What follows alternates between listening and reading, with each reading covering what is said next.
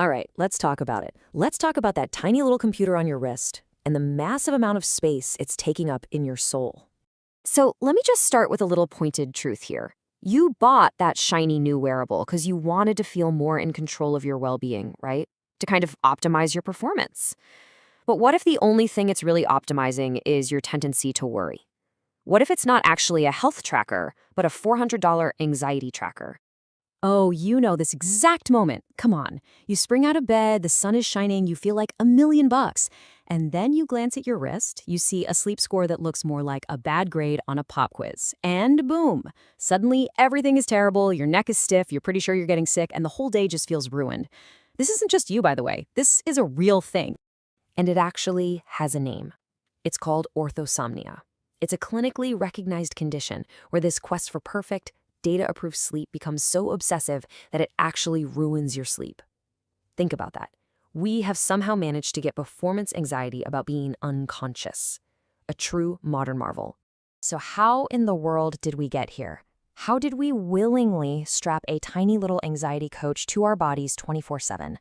Well, you gotta know, it was not an accident. Let's dig into the systems that are literally designed to capture us. Okay, so every marketing company out there has you pegged. They've broken all of us down into these psychographic archetypes. Are you an achiever, totally obsessed with measurable progress? Or maybe you're a seeker, always hunting for that deeper meaning. Or a skeptic who only trusts the hard data. Maybe you're an artist or a provider. Seriously, take a second. Find yourself on this chart. Because once they know who you are, they know exactly which emotional button to press to get you to buy something. Let's just take the undaunted striver as an example. This is the person who loves tech, is totally driven by status, and sees a wearable as the absolute perfect tool to track and, this is the important part, share their achievements. For this person, a smart ring isn't just a device, it's a public statement about how committed they are to optimization. And this just shows you perfectly how these products are sold not just as tools, but as entire identities. But here's where it gets deep. There's this huge philosophical conflict happening. Thinkers like Giorgio Agamben, they argue that our true selves aren't defined by these devices, but in the struggle against them. He calls them apparatuses, and he's basically saying your identity isn't what the app tells you it is. Your identity is forged in the fight to not let it define you. It's a battle, really, between your humanity and the tech designed to capture it. And that capture, it is happening everywhere. I like to think of it as our digital chakras. Each platform is designed to capture and optimize a different part of your identity. So your solar plexus, your power, your career, that gets performed on LinkedIn. Your throat chakra, your creative voice, that's performed on TikTok. And your crown chakra, your connection to something bigger, well, that's now being quantified and gamified by meditation apps.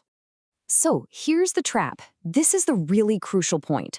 We've started to believe that scrolling through algorithmically curated information is the same thing as gaining real wisdom. These platforms create a perfect illusion of personal growth, when really they're just feeding us what we already think, capturing us in this comfortable little loop that actually prevents any real transformation. So, okay, we know the system is designed to capture us. But what if the main tool it's using to do that, the data itself, is just fundamentally wrong? Get this. In a study of 800 people, want to guess how many of them found that their wearable's stress score was accurate? Not 10%, not even one person, zero. Zip.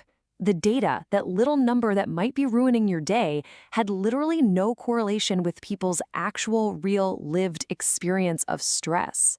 And honestly, it gets worse. When you take the most advanced AI out there and you ask it to interpret complex health data without seeing any examples first, it's a process called zero-shot interpretation. Its accuracy is 52%. That is a coin flip.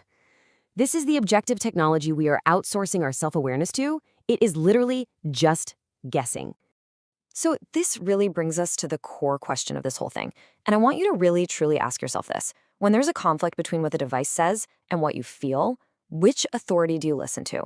The score on the app or the actual feeling in your own body? Who knows you better? Okay, so if you're ready to start trusting yourself again, I promise you there is a way out. It's all about shifting your focus and reclaiming the stuff that actually makes you human. It's about finding your analog soul in a very, very digital world. This is the shift. This is the whole ball game right here. We've become obsessed with the quantified self, which, let's be real, is just the ego. It lives for numbers, scores, comparisons.